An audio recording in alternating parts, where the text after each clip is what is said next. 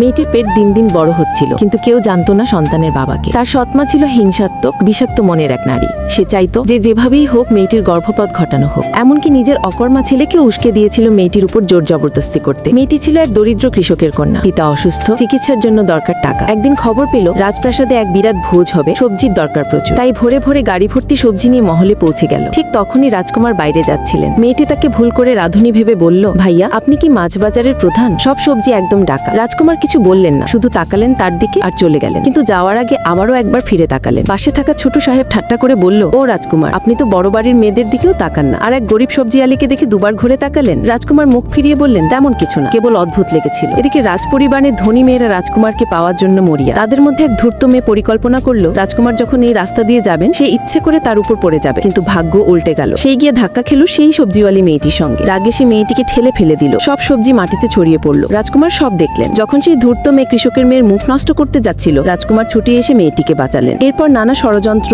বিষ মিশ্রিত ভোজ, সবকিছুর মাঝে কৃষক কন্যাটিকে রাজকুমারের সেবিকা হতে হলো। রাজকুমার ভাবলেন মেয়েটিও হয়তো তার কাছে আসার ফন্দি করছে, কিন্তু আশ্চর্য, তার মন থেকে কোনো রাগ উঠল না, বরং এক অদ্ভুত টান অনুভব করলেন। পরে রাজকুমার পুরস্কার দিতে চাইলে মেয়েটি কাপা গলায় বলল, আমাকে কিছু দেবেন না, আমি কেবল বাবার চিকিৎসার জন্য টাকা চাই। রাজকুমার ভেবে নিলেন সে ধন চায়, তাই নিজের প্রিয় জেড লকেটটি তাকে দিয়ে বললেন, এটা রাখো, এটা বিক্রি করে অনেক টাকা পাবা। 8 মাস পরে মেয়েটির পেট বড় হয়ে গেল। সৎমা ও সৎ ভাই তাকে অপমান করতে লাগলো, নির্যাতন করলো। এক রাতে সৎমা বলল, ছেলেকে যা, তার বাচ্চাটা মেরে ফেল। ছেলেটি যখন মেয়েটিকে আক্রমণ করলো, সে সাহস করে মোমবাতি স্ট্যান্ড দিয়ে আঘাত করে পালিয়ে গেল, কিন্তু দৌড়েতে দৌড়েতে পড়ে গেল মাটিতে। অবস্থার অবনতি হতে লাগলো। ঠিক তখনই ছোট সাহেবের গাড়ি সেখানে এসে থামে। মেয়েটি কাঁদতে কাঁদতে বলে, দয়া করে আমাকে বাঁচান, আমার সন্তানকে বাঁচান। ছোট সাহেব সঙ্গে সঙ্গে তাকে হাসপাতালে নিয়ে যান, আর সেখানেই জানা যায় মেয়েটি গর্ভস্থ সন্তান অন্য কেউ নয়, রাজকুমারের। ছোট সাহেব খবর দেন রাজপ্রাসাদে। প্রথমে রাজকুমার বিশ্বাস করেন না, কিন্তু সত্য জানার পর ছুটে যান ঘোড়ায় চড়ে। আর ঠিক তখনই সৎমা ও সৎ ভাই মেয়েটিকে হত্যা করতে এসেছে। মেয়েটি কাঁদতে কাঁদতে জেড লকেটটা দেখিয়ে বলে, এটা রাজকুমার আমাকে দিয়েছিলেন, দয়া করে আমাকে ছেড়ে দিন। কিন্তু লোভী সৎ ভাই লকেটটা কেড়ে নেয় আর মেয়েটিকে মারতে উদ্যত হয়। ঠিক তখনই রাজকুমার এসে পৌঁছান।